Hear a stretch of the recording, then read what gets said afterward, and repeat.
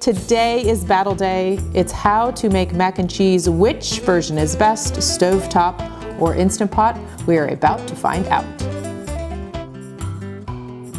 First cooking method in this battle is going to be cooking the pasta on the stovetop in milk. If you've never done this before, you're going to want to watch and see how this happens, because it really does make for the creamiest, cheesiest sauce. One of my favorite ingredients for making a lovely, smooth, creamy mac and cheese is evaporated milk.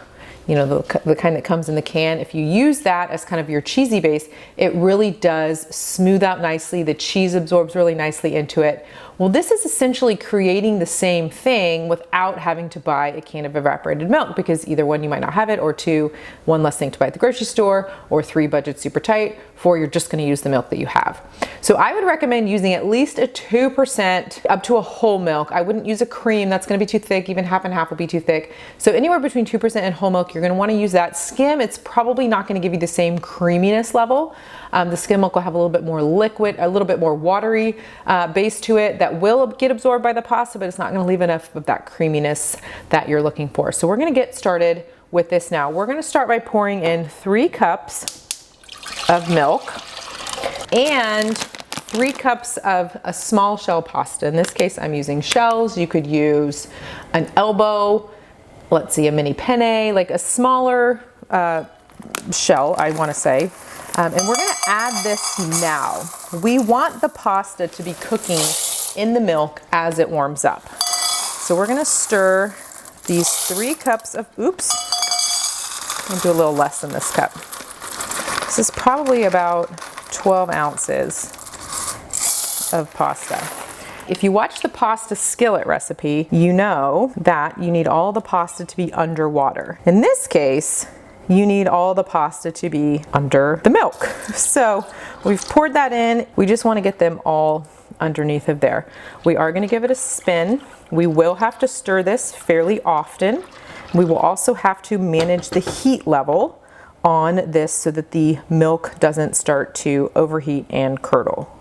So we're gonna add a little touch of flavor to this. I'm gonna do a teaspoon of garlic powder and a couple tablespoons of Dijon or spicy brown mustard. And that's really just a complimentary flavor. Adds a little tiny touch of tanginess. That's gonna work really well with the cheese when we mix it in later. So what's happening now is we're letting this milk warm up. I have it on high heat, and we're gonna keep stirring it every minute or so. I don't want anything to stick to the bottom because this is such a tight amount of liquid to pasta, or close amount. If you let it sit for too long, it will sort of stick to the bottom. So we will need to stir it a couple of times. So this is gonna start to bubble. We're gonna stir. It's gonna start to bubble some more. We're gonna turn the heat down. We're gonna turn the heat down and let it continue to bubble. We don't want it to be simmer. We don't want it to be high heat so that the milk overheats. So we're gonna look for somewhere in the middle. Every stove's gonna be a little bit different, but somewhere medium, sort of middle heat. And we're gonna let that middle heat and the milk sort of bubble through and cook the pasta. It will start to thicken up. You'll stir it. You'll even start to see that creaminess, that sort of consistency, like I mentioned, of the evaporated milk. Then we're gonna remove this from the stovetop and mix in the cheeses. So this one does require a little bit of stirring along the way. It's not something we can add here and walk away. That, I will say, is gonna be a pro of the Instant Pot. We're gonna let that just cook itself. But the cheesiness, creaminess level of this one makes it worth standing here and stirring it as the milk warms up, as it starts to bubble, as it starts to cook through.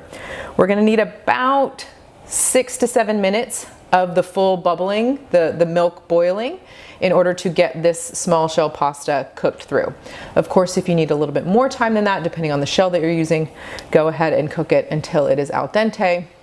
We're not draining anything, so it will sit in the milk and it will sit in the cheese sauce for a couple more minutes, nice and warm after you've taken it off the stovetop. So let's let this bubble up and we will see what happens in the end of this battle. perfectly cooked pasta. I did check to make sure that it was ready to go, nice and al dente.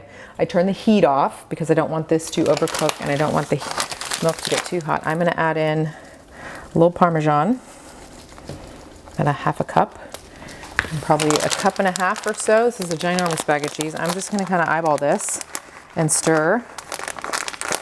We got that gorgeous creamy milk sauce. Okay, well then, hope you're ready for some mac and cheese.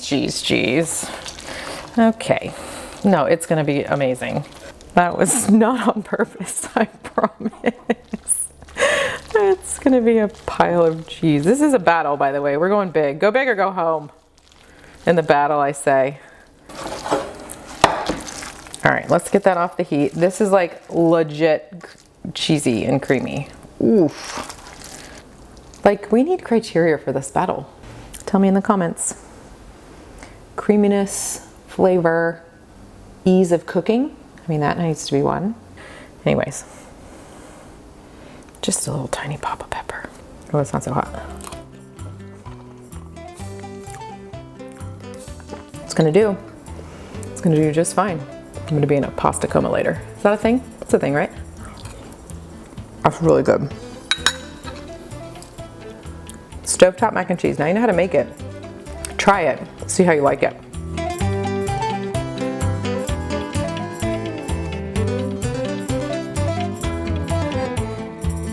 Up next in the battle is Instant Pot mac and cheese. How this works is we are going to cook the pasta in chicken stock, and the Instant Pot is going to infuse the flavor from the chicken stock into the pasta. Once it's done cooking, we will quick release it and then stir in all of the creamy, cheesy goodness. So here is what we're gonna do first. We're gonna start with 3 cups of chicken stock. I'm using a bouillon base, so let me scrape the rest of that goodness out of there. I'm gonna add in just a touch, a tablespoon or so of Dijon mustard. Just got that nice little pop of flavor. Oh, okay. And a pop of chicken stock all over me. Please hold, be right back. A pound of pasta. I'm going with a medium shell rotini. And here's why I'm going with the rotini on this one. There are so many nooks and crannies in the spiralness of the rotini that the cheese is just gonna literally, it's so much surface area. Again, geometry, what is the deal? That's going in. So we're going to need to add a little bit of water to this. I'm just gonna do a little spread around. This probably needs about another half or cup of water. Just like with the pasta skillet, we need all the pasta to be underwater, fully submerged. It'll soak up the liquid as it cooks. If any are sticking out, that will leave for a chewy piece of pasta, and we do not want that. All right, we added the water, just a little pressing around. I think this is gonna be okay, just like this. Now that we have the pasta fully submerged in the broth and water with that little bit of mustard, we're gonna transfer it over into the base of the Instant Pot. And then I'm gonna put the lid on, and I'm gonna adjust the valve to sealing, and then I'm gonna cook it on high pressure for 6 minutes. That will come to pressure, cook for that 6 minutes, and then we will do a quick release. So we're going to take a quick short break and be right back when this is finished cooking. Okay, hot off the presses or Instant Pot base. This just finished. I'm gonna quick release this. I'm gonna turn it so the steam doesn't like hit my cabinets. I'm gonna turn this and quick release. It's going to be loud, and I'm gonna stand way over here because it's pointed towards me. Okay, we're gonna let that go for a second. Let's let that finish, and then we will transfer the insert over, and I will give you a peek inside, and then we will add all of the dairy goodness that is, here we go. All right, so I'm gonna give this a stir, a little steam escape, let this water cook off. Just gonna give it a little stir, and then we're gonna start adding in the other ingredients. This will thicken as it cools, just like the spinach lasagna skillet that we did the other day. You can go catch that episode here on our channel. So we're going to now add in the cream, the cheese, and a little bit of salt and pepper. We're gonna start with butter. I usually slice them, just they melt faster when they're cut up into little pads. So this is gonna really add that nice buttery, little salt. This is a salted butter, so a little salt. I can smell the mustard, I can smell the chicken stock. It just does a good job of cooking the pasta so evenly and nicely as well. And then of course we're gonna add this creaminess. Stirring it, I think stirring it just helps release a little bit more heat, a little bit more liquid, so you can get that perfect cheesy sauce consistency. Next, a cup of cream. Yum. Let's scrape this out. And then cheese, a lot of cheese. 2, 3, 4 cups, depending on how cheesy you like it. This is gonna serve, let's say 4 to 6, really 6, hearty meal portions. Like you were having this as your meal with maybe fruit or something else, veggies, salad. It's going to be 8, 10, even 12 servings if it was just like a side dish sort of situation. Really fantastic side dish, easy option. Again, you can walk away while the pasta's cooking and it just cooks really nicely.